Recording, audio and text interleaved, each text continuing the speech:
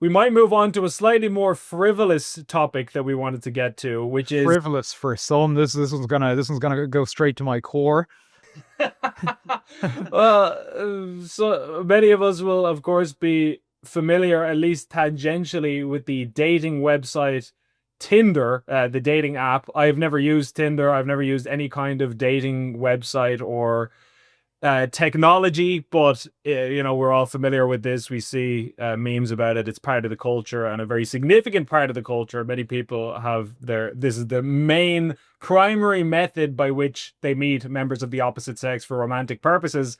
And they have now introduced a couple of new measures. One of the measures which they introduced relatively recently was height verification for men, because we all know, whether it should be the case or it shouldn't be the case, women have a height preference generally. They want to date a man who's taller than them, ideally over 6 foot.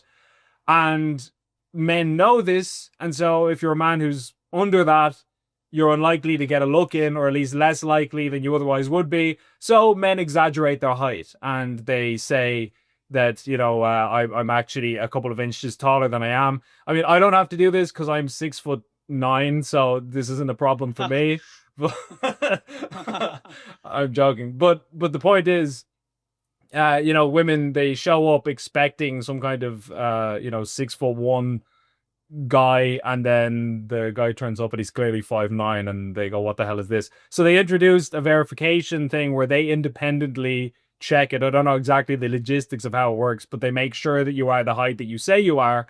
And now, in addition to that, they've added in a feature where women can add a filter. I mean, it's not specifically for women. Theoretically, men could use the feature too, but we all know it's for women. Men don't care about the height of women generally. So it means that as a woman, you can say, I only want you to show me men who are over 6'2", and don't even show me anybody under that. I don't care. And so this has caused a manlit uprising and a revolt where people are sick and saying, I'm not even going to get a chance, because no woman is going to put her setting down and say, yeah, I'm willing. Show me all men who are over 5 foot. Well, yeah, like I'll put it this way: I'm 5'6", and I don't understand why someone would set the height preference at 5'6". It's like, what is it about that height that you choose? So it seems like, we're not red pill guys. We're not into the whole, like, we've criticized the Andrew Tates of this world many a time, but from the perspective of having unrealistically absurd standards and hypergamy and all of that stuff that they talk about, I can't imagine this sort of thing is going to help male female relationships. And like I'm 6'1". Also, we're both happily married, so it's totally immaterial. It doesn't make any difference to myself or Jason whatsoever. So it's So the only difference it makes is always that my wife's constantly saying she wishes I was as tall as Ben. but like it's more of a notional problem for people who are not in the dating scene. But I do think it's I'm of two minds about this, because on one hand, you want to say it's pretty unfair and harsh, and you could say, oh, it's a double standard, because if men instituted a filter where they said, I don't want any girl over a certain weight, then or like her body fat percentage or BMI, then everybody would have a screaming heart attack and freak out. But then on another level, I don't know how I feel about it, because you are, of course, entitled to have whatever preferences you want. But is there not an element of this that sort of commodifies human beings, where you are in the ordinary course of events, you just go out into the world and you meet all sorts of people, tall, short, fat, skinny, muscular, all different kinds of people, blonde, brown hair, red hair, freckles, no freckles.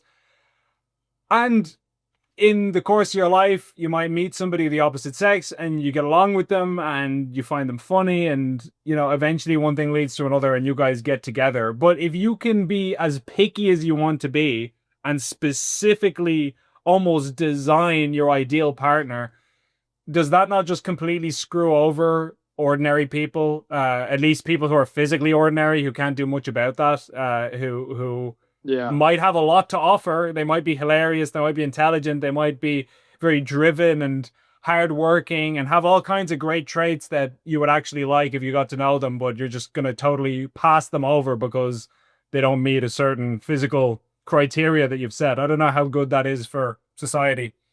Yeah, I would be more black-pilled about this story, except for the fact that I honestly don't think Tinder relationships are the ones that are, contributing to the world's children and things like this. So in the grand scheme of things, I don't particularly think a lot of these relationships matter all that much.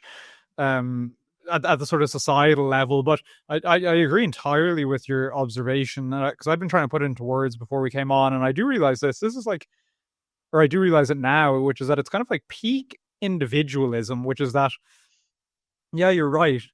In the normal course of operation in the world, you go out, you meet someone, you don't control how tall they are, you don't control this attribute about them, you don't control that attribute. But through encountering them, you might be like, oh, I actually really like this person. And then it just kind of goes from there. Whereas this gives you the opportunity to choose in advance various, attributes about the person. I realize that if I were some young man who's been vilified by the media and the elite of the world, I would 100%, as soon as this filter came in, be setting my height to like an inch over the average or whatever it is. Yeah, let's say 5'6". I'd be putting my height at like 6'3" or something like this, because I feel like if a woman had put like 6'2" into her filter or something, she'd be getting what she deserves when I show up in my like platform heels. Um, but yeah, how my stilts. Yeah, you didn't specify with stilts or without, but I really do feel like it's essentially it's a superficial, vain thing to add in. The difficulty is I can't talk about this topic now, having given away that I'm 5'6". Everyone's like, "Oh, he's speaking from the heart," but I do feel like sort of superficial, vain metric that like isn't going to contribute to better relationships. That's for sure. It's like if you're able to, yeah, to give a good anecdotal example, like my wife and I, we met each other a couple of months before we even became friends, and then we were friends for some months before we ended up dating. And I think a lot of the reason why wife didn't see me as a romantic option initially was kind of quite literally because when she turned to look around the room, her eyes would go over the top of my head. But no, it ultimately was because I mean, she sort of just didn't see me physically in that, but it was through getting to know me that she realized there was something there. And I think that's kind of, a lot of the magic of relationships and things like this, like just eradicate that. So I think that it's, works well for a dating app, but in terms of establishing good relationships and I suppose contributing towards the fixing of society in this regard, this is actually going to go against that, I would say.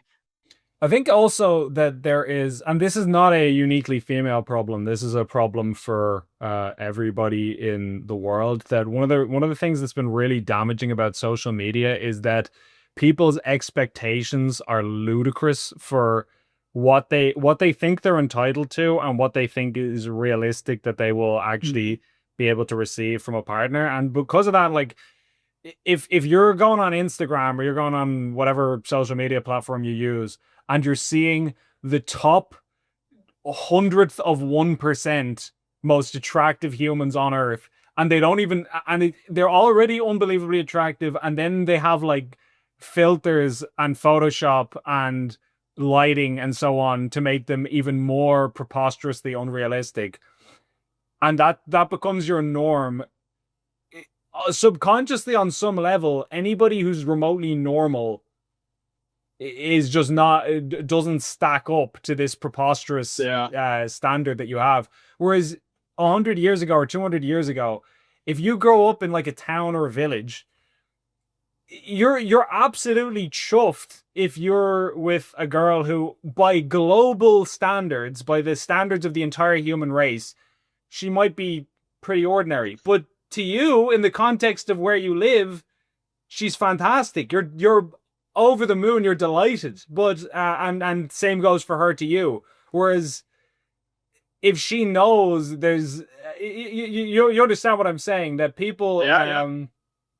their Yeah, expectations that they're expectations totally a bit warped. Where warped. women are like, no, no, no, I want, and again, men do the same thing. I'm not singling out women, but just to use the example because we're talking about the Tinder policy, like the women are like, no, no, I want a guy who's like 6'6" and he has to be so muscular he can't fit through doorways, and he has to be a billionaire, and it's like, that's actually not common. Like, can you maybe just manage your expectations a little bit? And again, we say this as there's almost no way to talk about this without sounding like you are personally butthurt. Again, like I am 6'1" and I'm married and I have no interest in Yeah, you using passed the Tinder. Even if filter. I was single, I wouldn't be using Tinder. So this is not an issue for us.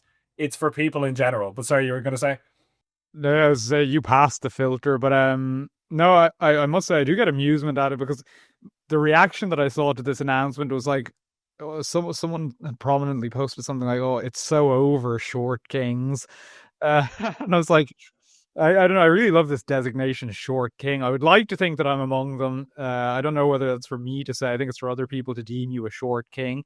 To be Uh, crowned by the people. yeah, exactly. Yeah, Comment down below if you think Jason is a short king, and we'll see what the audience consensus is. I think I, you are. You have my vote. thank you very much. I mean, regardless whether people think I am or not, I mean, I've already got 2 children, so my genes are going to continue one way or another. But That's the other thing. I'm sorry to cut you off, but just on that as well, like, not to like, I don't know. We were talking earlier about how like there are loads and there are billions and billions of people in the world right now, and the majority of men are not over 6 foot. So that kind of just tells you that they're actually short men are people too. They're not actually subhuman scum who are incapable of being loved or loving other people or being perfectly adequate men in their own lives. Like you are actually not some sort of degenerate slime who is yeah, not even worthy of consideration.